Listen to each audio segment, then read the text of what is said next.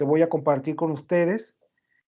Se trata de un antropólogo, economista y jurista de nombre Karl Langi,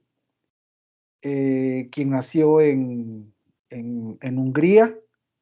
creció en Hungría, de origen judío, y bueno, tuvo que exiliarse a causa de la persecución nazi en la década de los 30, 40 del siglo pasado. Vivió, tengo entendido, en Canadá y en los Estados Unidos, y una parte sustancial de su carrera académica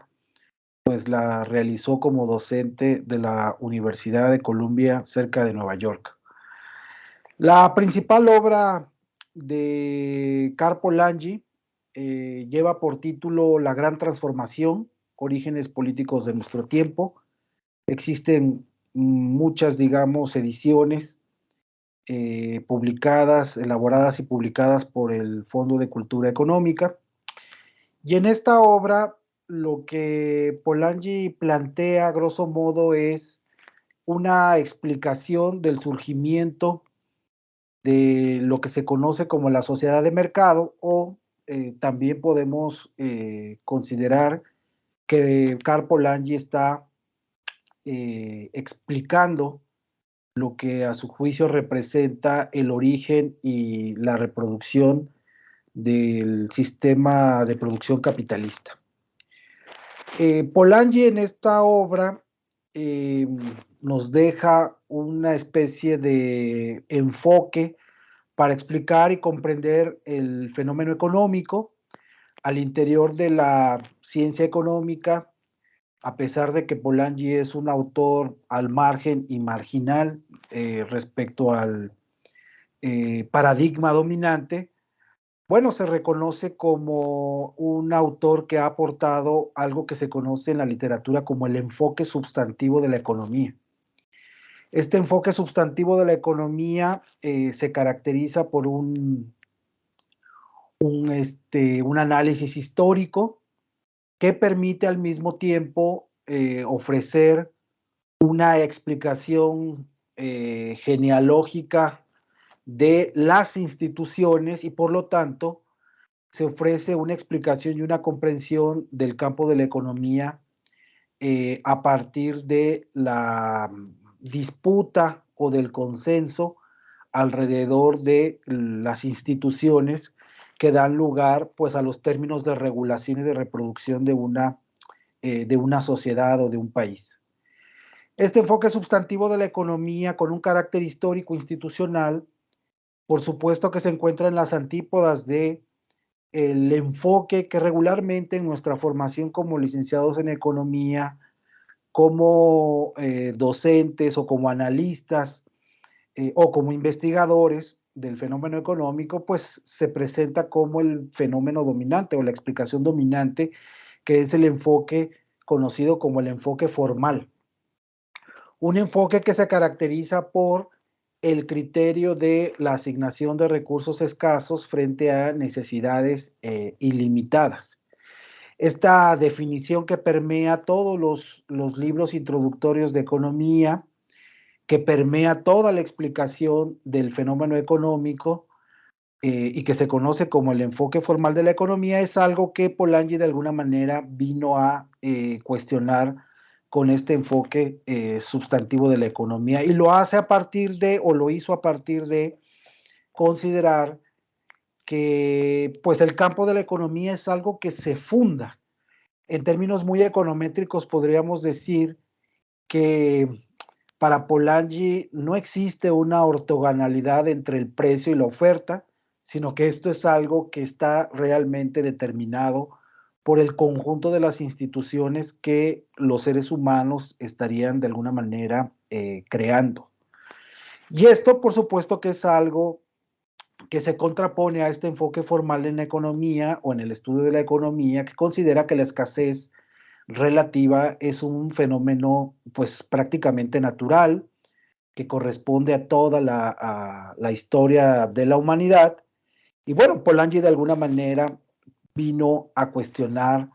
esta perspectiva y dejó, digamos, este enfoque con la finalidad de ofrecer una explicación alternativa, no solamente de los fenómenos económicos, sino sobre todo de la economía y de la interrelación que guarda este campo particular del universo social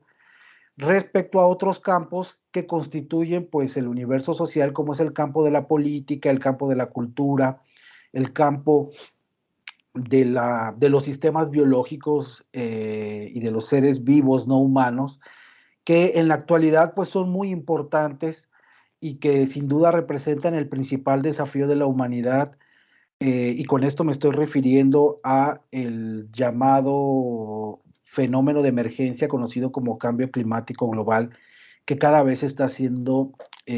presente. Por supuesto que en esta charla yo me voy a remitir a un fenómeno, pues bueno, que por decirlo de alguna manera se adelantó en términos de su emergencia, y me refiero a la pandemia del COVID-19, declarada el día de ayer por parte del país, del presidente del país hegemónico, como ya finalizada. Pero bueno, esto es algo que debería motivar a realizar un diagnóstico un tanto objetivo, un tanto eh, consistente una vez que se tiene mayor información respecto a lo sucedido. Uno de los ámbitos que se encuentra en el enfoque sustantivo de la economía y que me parece muy poco explorado por todos estos autores, por todos los autores que siguen, que leen a Polanyi, es esto que se encuentra aquí en la pantalla, que para el enfoque sustantivo de la economía existe una separación entre la comunidad y la sociedad, o más bien existe una distinción entre la comunidad y la sociedad. Esto es algo que regularmente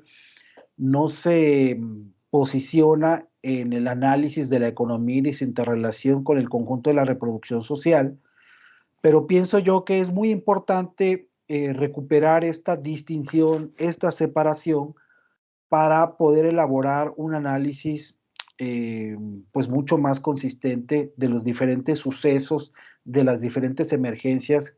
que han sucedido y que están por venir y que de alguna manera están muy íntimamente relacionadas en, pues con el funcionamiento de la economía, y como vimos a la luz de los sucesos de la pandemia, pues bueno, hay una perfecta interdependencia pues de campos como el campo de la salud y el campo de la economía. O sea que parece que ha llegado un momento en la historia en el que nos vemos obligados a realizar un análisis pues con mucha interdependencia. Y esto es algo que el planteamiento analítico de Polanyi, el planteamiento histórico institucional de Polanyi, pues ha sentado como las bases y representa un buen punto de partida para realizar este ejercicio de análisis, del cual pues obviamente se desprenden una serie de recomendaciones para generar transformaciones tendientes a mejorar las condiciones de vida de la población. Entonces decía que en el enfoque sustantivo de la economía, esta distinción entre la comunidad y la sociedad es algo muy importante. Polanyi retoma esta distinción entre comunidad y sociedad del trabajo de un sociólogo alemán que publicó a finales del siglo XIX un libro que se titula Comunidad y Sociedad. Este sociólogo de nombre Ferdinand Tönnies, quien, bueno, en su obra como que contrapone o antagoniza más bien el concepto de comunidad con el concepto de sociedad.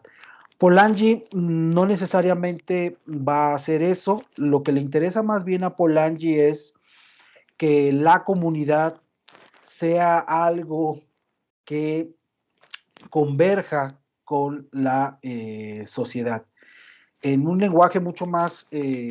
sencillo, lo que estaríamos pensando cuando se dice la convergencia de la comunidad con la sociedad es que el individuo eh, tenga garantizado el ejercicio de la libertad en en una sociedad, y que al mismo tiempo ese ejercicio de la libertad de un individuo no afecte la libertad de el resto de los individuos o de los miembros de una sociedad. Es decir, que haya una convergencia entre los intereses individuales y los intereses o el interés colectivo o la voluntad general, que haya una especie de armonía social donde tanto el individuo como la comunidad, pues bueno, logren coexistir de manera armoniosa y pacífica. Y bueno, Polanyi en algunos de los textos que precedieron a la publicación de La Gran Transformación, plantea con mucha fuerza esta idea del ideal de la convergencia entre la sociedad y la comunidad. Por ejemplo, Polanyi nos dice que una sociedad se realiza cada vez que las condiciones técnicas producen una comunidad de personas. Sabemos como economistas que esta afirmación es un ideal, puesto que en el marco, digamos, de la introducción de innovaciones tecnológicas, pues lo que sucede muchas veces es el fenómeno del desempleo tecnológico, que puede ser transitorio o puede ser permanente. Todo depende de la rama en la que nos esté realizando esta introducción tecnológica. Y entonces, esto lo pongo como un ejemplo simplemente para que ustedes estén conscientes que en el sistema económico contemporáneo, la innovación tecnológica regularmente lo que genera es una especie de negación de la comunidad o de la negación de la existencia de las personas que se manifiesta a través de el crecimiento del desempleo tecnológico. ¿Qué diría, digamos, Polanyi a partir de esta afirmación de esta propuesta de que la sociedad mediada por la técnica contribuye a una comunidad de personas? Bueno, pues que la innovación tecnológica permita o evite más bien la generación del desempleo por la introducción de innovación tecnológica. Para esto, dice Polanyi, es necesario estudiar esto que él denomina como la dialéctica entre la comunidad y la sociedad, es decir, las contradicciones y las mediaciones que existen entre la comunidad y la sociedad. Y él nos remite que es necesario para el analista económico, para el científico social, pues tomar como referencia todo el factor ambiental que estaría de alguna manera condicionando pues las condiciones de reproducción de la vida de los diferentes grupos o de los diferentes individuos que conforman una sociedad. En esta cita que tomo directamente de uno de los artículos cortos de Karl Polanyi, además de las condiciones técnicas, Polanyi menciona los factores geofísicos y los factores psicofisiológicos. Yo pienso que en un lenguaje muy moderno o muy actual, lo que Polanyi nos está diciendo es que hay que estudiar las condiciones de vida y digámoslo así, la estructura en la que está, digamos, envuelta la toma de decisiones de los individuos, considerando los factores ambientales, los factores técnicos y los factores psicofisiológicos que uno puede remitir pues al tema de la salud pública. O sea, Polanyi de alguna manera piensa que para estudiar este ideal o esta búsqueda de una convergencia de la comunidad a través de la sociedad moderna, pues es muy importante estudiar el medio ambiente, la interrelación con el medio ambiente a partir de las decisiones económicas, las innovaciones tecnológicas y su efecto en los diferentes grupos sociales y también pues la salud pública. Y la salud pública, pues dentro de la salud pública está incluido no solamente la nutrición, sino también pues está incluido el tema que corresponde al ambiente, a la calidad del aire, a los temas vinculados a la polución, y bueno, a todos estos aspectos que durante estos últimos 3 años pusieron en jaque a la humanidad y que están relacionados con el surgimiento de pandemias o de las enfermedades transmisibles que aparentemente hace 20 años se habían considerado, se habían declarado que ya no existían más y sin embargo pues volvieron a emerger. Polanyi nos dice como una especie de preguntas guía para sus lectores, pues un par de interrogantes: ¿cómo podemos saber si un movimiento va en dirección hacia la comunidad? Si está garantizado o no por las condiciones ambientales. Y también Polanyi nos dice si es posible determinar cuál es el aspecto o los aspectos que se están convirtiendo en el obstáculo para alcanzar esa convergencia de la comunidad con la sociedad. Esto para un tiempo y un lugar determinado. Entonces, una respuesta tentativa que ofreció Polanyi en la fecha de publicación de su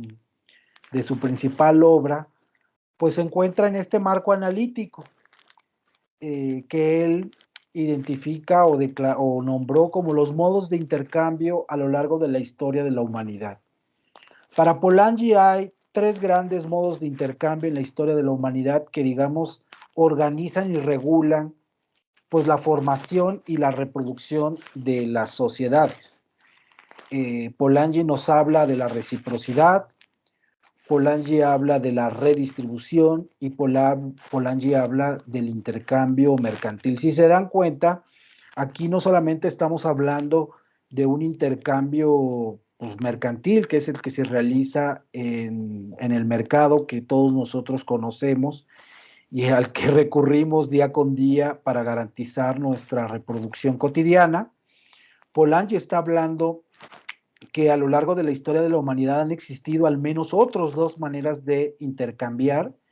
Uno que denomina la reciprocidad y que él sobre todo asocia desde el punto de vista histórico con pues épocas antiguas y a él le llama la reciprocidad, sobre todo lo vincula a la etapa de los cazadores recolectores. Se postula en el análisis que presenta Polanyi sobre la reciprocidad que ahí todos los individuos son iguales, hay como una sociedad muy solidaria, muy participativa,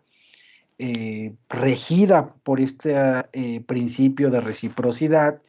y donde los agentes o los individuos que conforman, por decirlo de alguna manera, esta especie de sociedad, pues son bastante, hay una relación simétrica.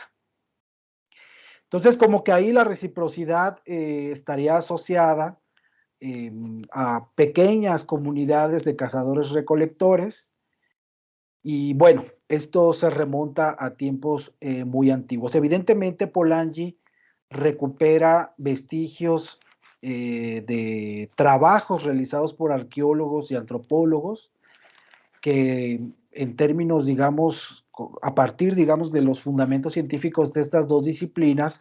pues han identificado que existieron este tipo de sociedades que se regulaban a partir de la reciprocidad. También Polanyi nos menciona que antes del ascenso del intercambio mercantil, pues existió un intercambio a partir de la redistribución. Polanyi pone ejemplos de redistribución de índole horizontal y vertical, es decir, la redistribución de índole horizontal serían estas comunidades campesinas, comunas, y la redistribución de índole vertical, pues estaría vinculado a pues la etapa de la humanidad conocida como feudalismo, donde los señores feudales, los reyes, pues son los que definen la regla de la distribución del excedente económico entre los diferentes miembros de la sociedad. Por supuesto que la reciprocidad y la redistribución existen hoy en el modo de intercambio que predomina al menos desde finales del siglo XIX. Lo que pasa es que esos modos de intercambio, nos dice Polanyi, el de la reciprocidad y el de la redistribución, adquieren nuevas formas, pero sobre todo están de alguna manera subordinados o no tienen un carácter predominante para definir las condiciones de reproducción de la vida de los seres humanos. que están desde finales del siglo XIX en gran parte del mundo, pero esto comenzó allá en Inglaterra, pues cuando adquirió predominio el intercambio mediado a través pues, de los mercados. Y Polanyi explica el ascenso del intercambio de mercado que viene a desplazar al intercambio basado en la reciprocidad o lo que hoy podemos llamar en el don o en el altruismo. Polanyi explica el ascenso del intercambio de mercado que vino a desplazar al intercambio basado en la redistribución, que hoy podemos llamar o asociar con la intervención del gobierno del Estado, a partir de la conformación de tres mercancías ficticias. Esas mercancías ficticias son la tierra, el trabajo y la moneda. Esto es algo que este concepto, digamos, lo formuló así Polanyi. Piensa Polanyi que cuando surge el mercado de tierra, es decir, la oferta y la demanda de tierra, cuando surge la oferta y la demanda de trabajo, o sea, el mercado laboral, y cuando surge un mercado monetario, que además en tiempos actuales, cuando se da el fenómeno de la universalización de los intercambios, y me refiero a lo espacial, o sea, a la globalización, surge un mercado monetario y de divisas. Polanyi entonces plantea que ya estamos en presencia de lo que se conoce como el modo de intercambio de mercado o el modo de intercambio pues, capitalista. Si no hay un mercado sobre la tierra, si no hay un mercado de trabajo, si no hay un mercado como tal sobre la moneda y la divisa, no estamos entonces en presencia de un modo de intercambio de mercado y estaríamos pensando que la sociedad se reproduce y se regula a través de otros tipos de intercambio como puede ser el de la reciprocidad y el de la redistribución. Lo que pienso ahora es que esta institucionalidad de las mercancías ficticias o a esta tipología de las mercancías ficticias que planteó Polanyi en relación a la tierra, el trabajo y la moneda, habría que agregar una cuarta mercancía que ha adquirido mucha importancia, sobre todo en los últimos 30 o 40 años, y es la mercancía llamada conocimiento científico. Desde el punto de vista de las teorías del crecimiento económico, este reconocimiento de la importancia creciente del conocimiento científico, de la innovación tecnológica o del desarrollo tecnológico, pues se puede capturar con el estudio de esto que le llaman en la literatura del crecimiento económico los modelos de crecimiento endógeno. Hay diferentes versiones, la versión del capital humano, la versión de los modelos de Lucas, del modelo de Lucas, conocido como el modelo AK, que bueno, a pesar de que difieren en cuanto al tratamiento algebraico, el resultado es convergente. Se posiciona al conocimiento científico como la variable más importante, la variable más significativa para la generación de crecimiento económico y bueno, con ello se supera un problema que ha sido harto señalado en relación a ese modelo canónico de crecimiento económico que durante muchas décadas rigió la explicación del crecimiento económico y que consideraba al conocimiento científico como una variable exógena, me refiero al modelo de crecimiento de Solow. Entonces ahora los modelos de crecimiento endógeno, pues bueno, de alguna manera han reconocido que el conocimiento científico es algo endógeno y en el lenguaje de Polanyi esto estaría enmarcado en el terreno de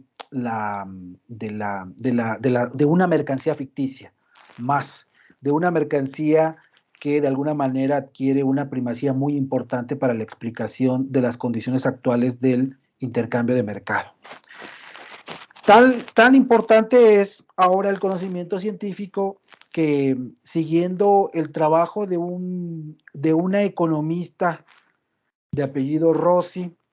y de un economista de apellido Pagano, quienes publicaron en el año 2009 un artículo en el Cambridge Journal of Economics, pues vean, nos dicen que en esta gráfica de barra nos dicen, bueno, vean cómo los activos intangibles donde están incluidos los conocimientos científicos, las innovaciones, la capacidad tecnológica de las corporaciones, pues se ha convertido en lo fundamental para explicar el valor que adquieren las corporaciones en este índice que se conoce en la literatura financiera como Standard & Poor's. Para Pagano y Rossi, en el año 2005 prácticamente el 79.70% del valor de mercado de una corporación o de estas corporaciones que participan en el índice Standard & Poor's 500, pues es prácticamente está definido por los activos intangibles. Mientras que el 20.30% estaría definido pues, por los activos tangibles, los activos que en el lenguaje de la teoría del crecimiento económico, pues son estos, estaríamos pensando en el capital físico. Y esto es una inversión radical, sustancial, si lo comparamos con el año de 1975, cuando el 83.20% del valor de mercado de una corporación lo definían los activos tangibles y apenas el 16.80% lo definían los activos intangibles. ¿Qué quiere decir o qué estoy tratando de decir con esta gráfica tomada de Pagano y Rossi? Bueno, la importancia de la mercancía ficticia llamada conocimiento científico, innovación tecnológica para la determinación del valor de mercado de una empresa.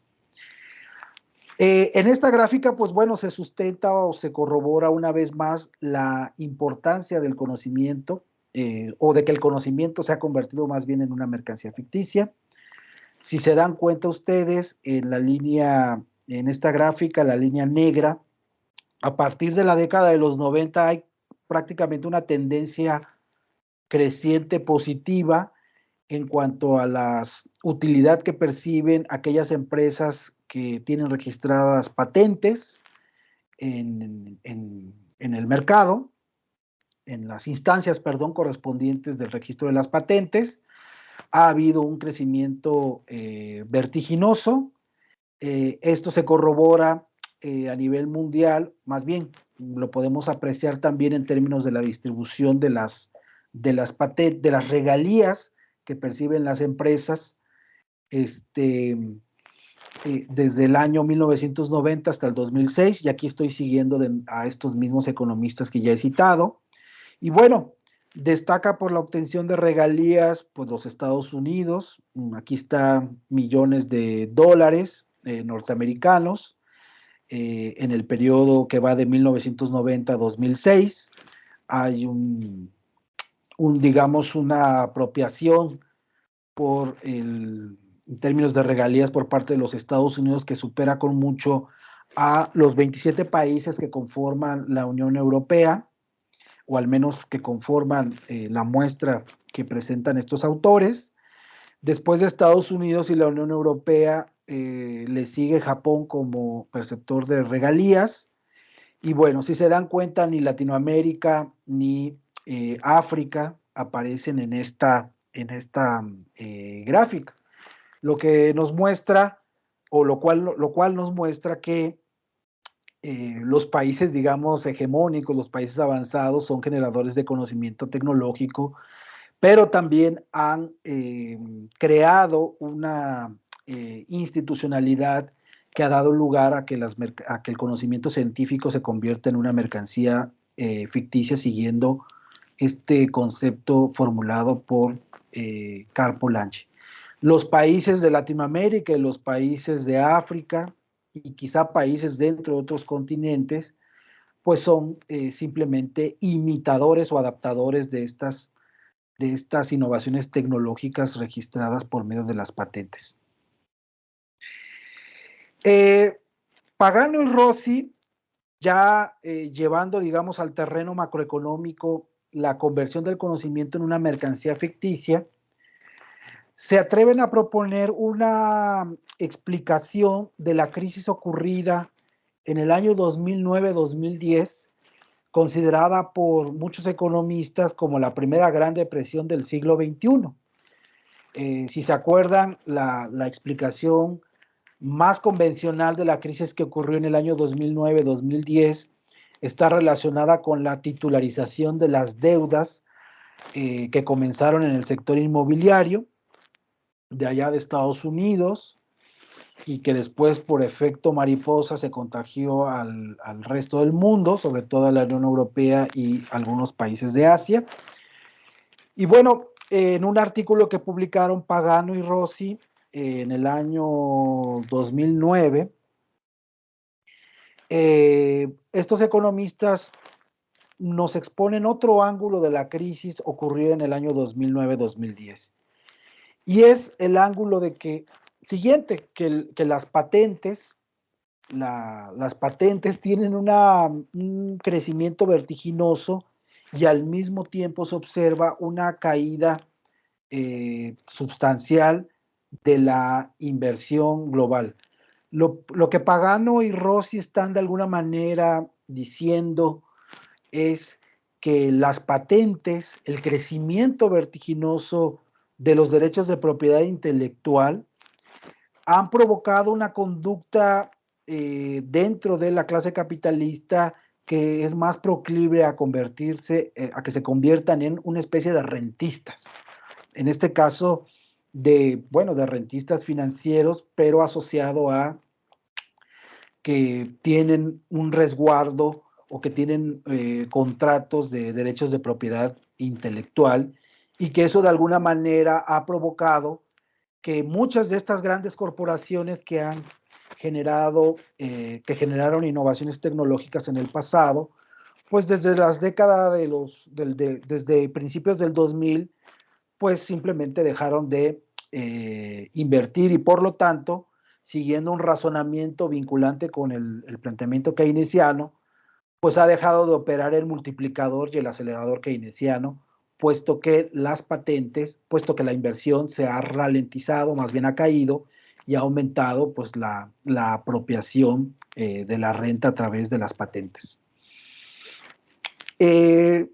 Fíjense que Pagano y Rossi se atreven a plantear una solución a la crisis del 2009-2010,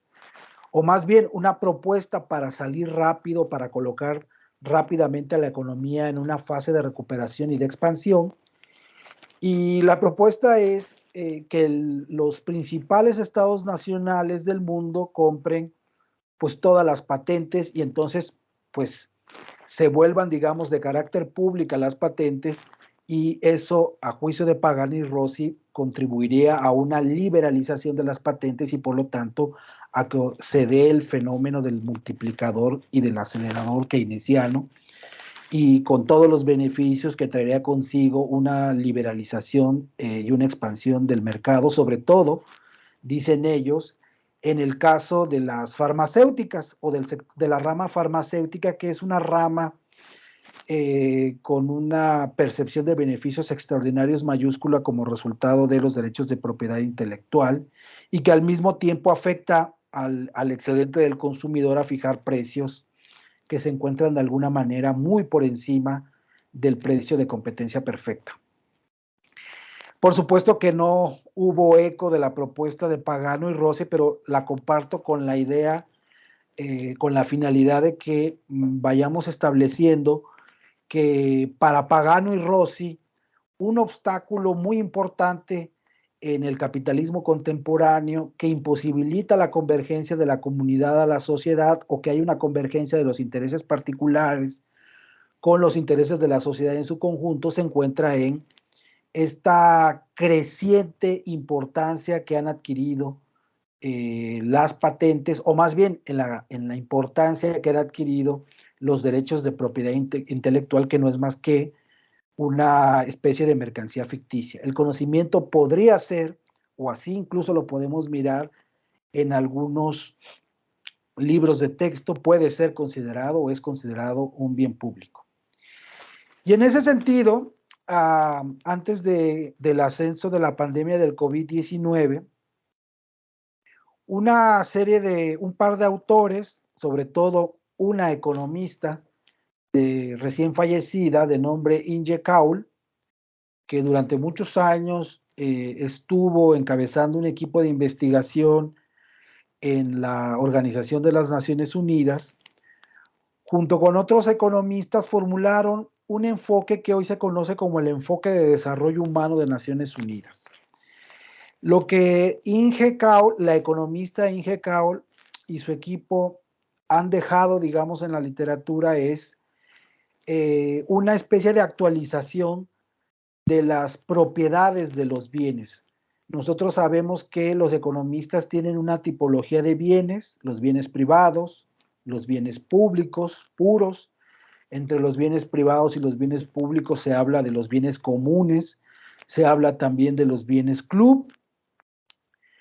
Y el aporte que hace Inge Kaul y este enfoque conocido como desarrollo humano de las Naciones Unidas es decirnos que hay unos nuevos bienes públicos que tienen una dimensión mundial o internacional. En la literatura a esto se le conoce como bien, generalmente se le conoce o se le nombra como bienes públicos globales. En el cuadrante número 3, aquí donde está la flecha verde, pues bueno, son bienes que son no excluyentes y no rivales, es decir, que nadie puede durante su consumo ser excluido, y por el lado de la oferta, dado que no hay como tal una oferta, sino que es proveída por un organismo público, pues no existe rivalidad. Es un bien público puro, pero por las características de estos bienes, tanto Inge Kaul como Ronald Mendoza, de quien retomo este cuadro, pues nos dicen que la provisión de algunos de estos bienes públicos necesariamente tienen que tener una dimensión internacional, o sea, una cooperación entre los diferentes estados nacionales, y para ello el espacio, digamos, de la Organización de las Naciones Unidas, pues resulta ser fundamental. La cooperación internacional para la producción y la provisión de estos bienes públicos globales,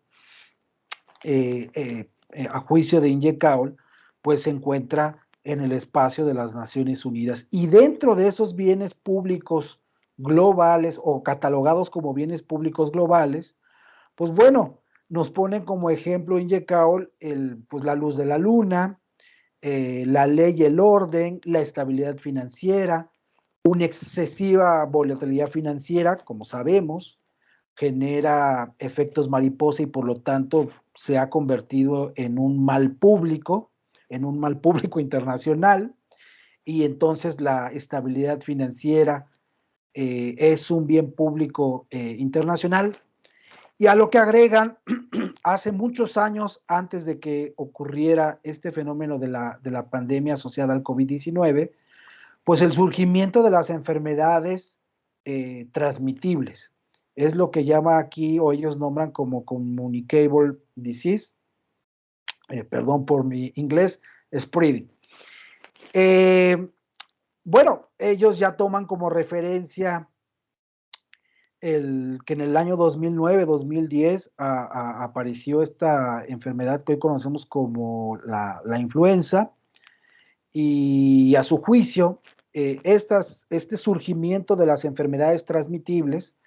tienen una dimensión de bien público de carácter internacional y que de alguna manera consideran permitiría la renovación, el posicionamiento de la Organización de las Naciones Unidas como una instancia de cooperación internacional.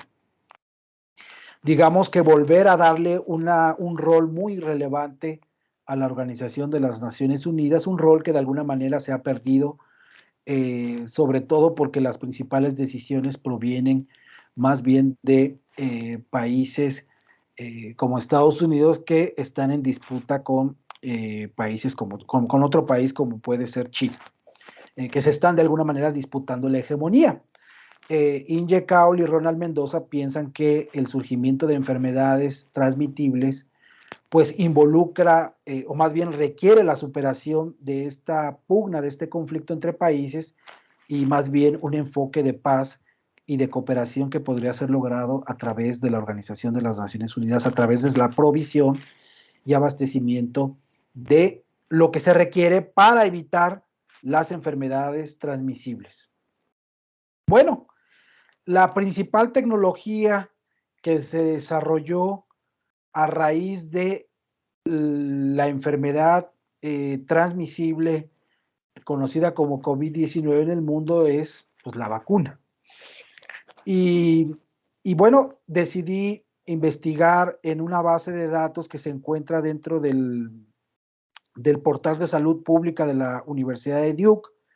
una universidad que está localizada en Carolina del Norte, si no me equivoco, allá en los Estados Unidos, pues la evolución de la distribución, la producción y la distribución de las vacunas para evitar el contagio del COVID-19, para disminuir la mortalidad del COVID-19, y esto con la finalidad, pues, de corroborar si efectivamente hay un tratamiento de las enfermedades de transmisión en términos de este enfoque de desarrollo humano de Naciones Unidas, conocido como bien público global, o que en el lenguaje de Polanyi significaría una no mercancía ficticia, es decir, un bien público. Y bueno, lo que me encuentro es que no hay como tal un tratamiento de bien público global. Si tomamos como referencia del análisis, la distribución, digamos, de las vacunas de COVID-19 entre los diferentes países que conforman el orden internacional. En esta gráfica, pues bueno, uno puede apreciar que entre mayor ingreso per cápita, sin duda, hay una mayor posibilidad, o más bien hubo una mayor compra de dosis adquiridas. Destaca sin duda los países de ingreso alto, que además son la minoría en el concierto internacional. Después le siguen los países de ingreso medio bajo, están aquí los países de ingreso medio alto y bueno, los países con un menor ingreso absoluto y per cápita, sin duda son países que no tuvieron el poder de compra, al menos hasta junio del año 2022, de adquirir vacunas para proteger a su población. En este gráfico, los que elaboran este gráfico y que forman parte del portal de la Universidad de Duke, nos presentan un esquema que surgió a raíz de, pues bueno, esta tendencia de que los países ricos y los países con ingresos medio alto y medio bajo estaban acaparando las vacunas. Surgió una iniciativa por parte de algunos científicos que se conoce como COVAX, por medio de la donación de organizaciones no gubernamentales, de fundaciones, e incluso con el aporte monetario de algunos premios Nobel, pues bueno, se adquirieron biológicos con la finalidad de enviarlos a los países de ingreso bajo, de donarlos, de transferirlos, de entregarlos casi de manera gratuita a los países de ingreso bajo.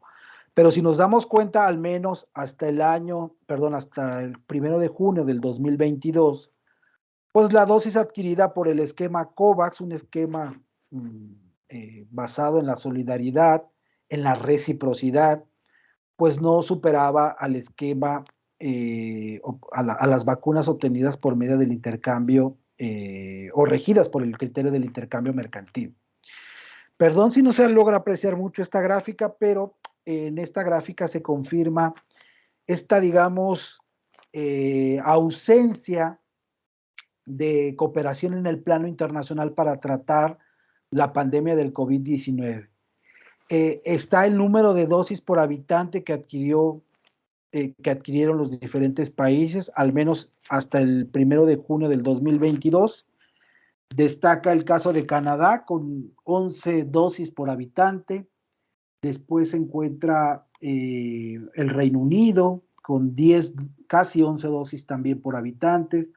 La Unión Europea con 8 dosis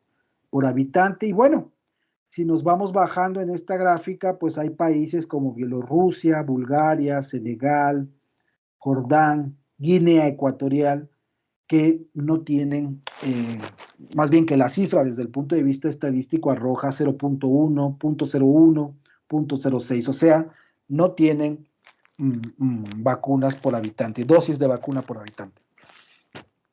Hay países, por decirlo de alguna manera, que tienen un excedente de vacunas y pues muchos países de esta muestra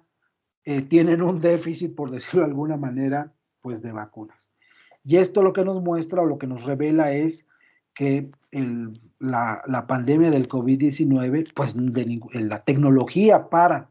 minimizar el impacto de la pandemia del COVID-19 simplemente no puede ser considerada un bien público global, que es, digamos, el ideal del enfoque de desarrollo humano de las Naciones Unidas. Por aquí se encuentra el caso de México con una dosis .86 por habitante. También está el caso de Colombia, que según esta tabla, al menos para junio del 1 de junio del año 2022, fue de aproximadamente una dosis .36 por 1.36 dosis por habitante, para el caso de Colombia. Y bueno, ahí está la distribución, digamos, de esta distribución tan desigual de la principal tecnología para abatir la pandemia del COVID-19. Voy a cerrar entonces con una serie de comentarios finales, retomando a Polanyi, algunas ideas de Polanyi. Dice Polanyi en uno de estos textos previos a la publicación de la Gran Transformación, que de ninguna manera la realización de la comunidad puede ser independiente de las condiciones de vida materiales. Dentro de las condiciones de vida materiales, pues sin duda hay que tomar en consideración todos estos factores asociados a la salud pública que se van a convertir en un elemento muy importante o que ya se convirtieron en una parte muy importante de nuestra vida cotidiana. Y bueno, Polanyi dice que el sistema de producción mediante el mercado basado en el maquinismo sin duda destruyó aquellas comunidades imperfectas de democracias y libertades de la Edad Media, pero este sistema no ha tenido éxito en la creación de una nueva comunidad de democracia de la libertad. Lo que en el tema que he presentado, esto se puede decir de alguna manera, los países que no cuentan con vacunas, que no cuentan con dosis para proteger a su población, pues son países donde no puede existir democracia con libertad. Polanyi también nos dice que en la sociedad capitalista el sistema económico se ha desarrollado separadamente del resto de la sociedad. Polanyi llama en 1944 a que es muy importante reabsorber este sistema económico en otros criterios que forman parte de la sociedad, es decir, Polanyi está convocando a que la economía se subordine a un criterio, a un nuevo conjunto de valores, donde estos nuevos valores permitan la realización de la comunidad en la sociedad. Y bueno, si bien la pandemia del COVID-19, la emergencia asociada a la pandemia del COVID-19, al parecer se está digamos, está yendo, ya se ha declarado que ya no es una pandemia, sino es una endemia, se nos están apareciendo una nueva serie de emergencias, como es el caso del cambio climático global, donde muchos de los varios economistas y varios expertos en este tema, pues consideran que la principal afectación será el incremento del precio de los alimentos. Y bueno, como una muestra de que este es un análisis certero, basta recordar que en la crisis del 2009-2010, la primera gran depresión del siglo XXI, pues hubo un incremento sustancial del incremento del precio de los alimentos que dio lugar en algunas partes del mundo a la hambruna. En este gráfico que recupero de una economista hindú, bueno, uno aprecia cómo hubo a partir del año 2007-2008 un incremento sustancial del precio del arroz en algunos de los países avanzados, Tomé esta gráfica porque aquí aparece el precio del arroz, el precio comercial del arroz de Colombia. Es la línea, digamos, discontinua, que tuvo un incremento pues, vertiginoso a partir de enero del 2008 hasta enero del 2009. Durante todo un año hubo un incremento del precio del arroz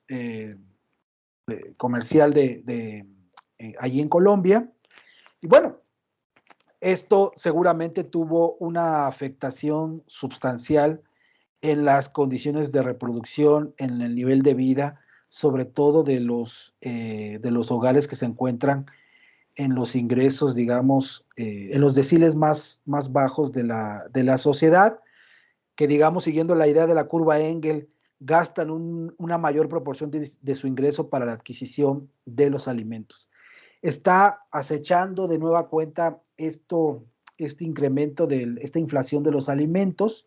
y eso está relacionado con ahora con el cambio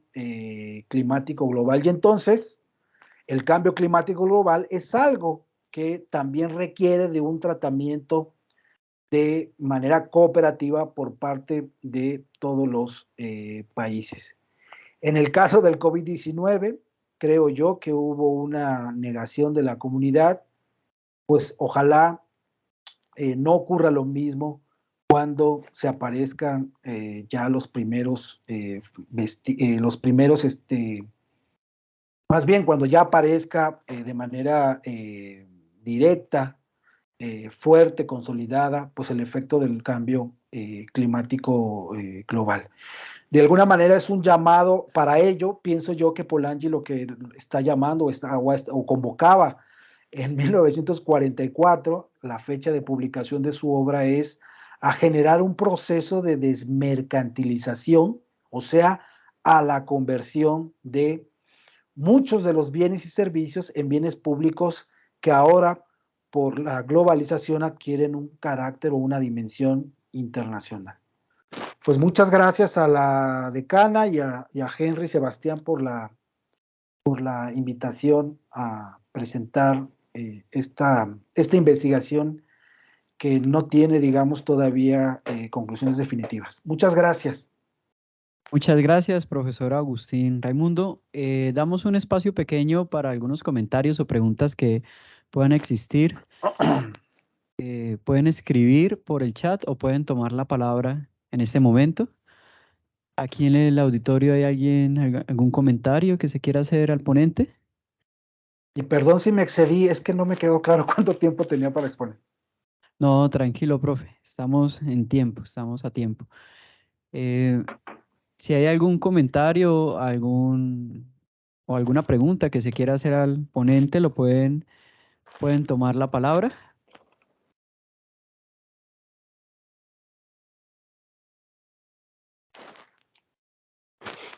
Bueno,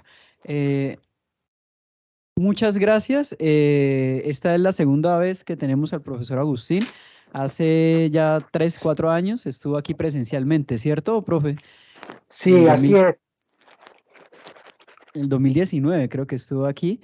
creo que en este mismo auditorio. Entonces Así es. esperamos volverlo a tener y seguir en contacto con usted y con su universidad. Muchas gracias, profesor Agustín. No, al contrario, espero que en los próximos meses, pues ahora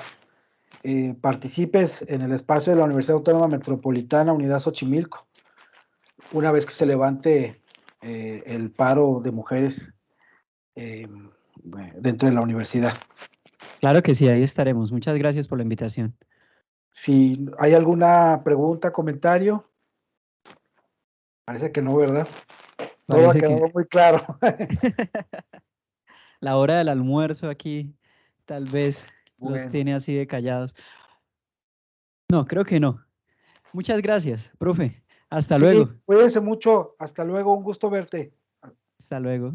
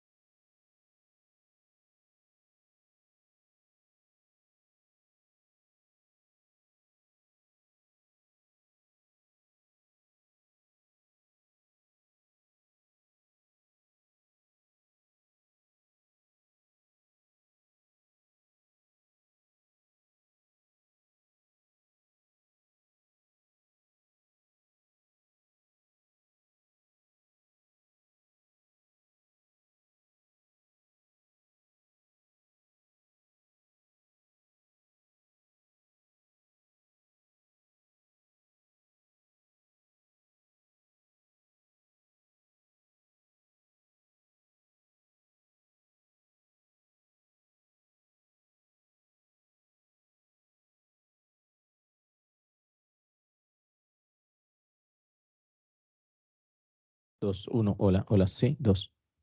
Hola, sí, 2.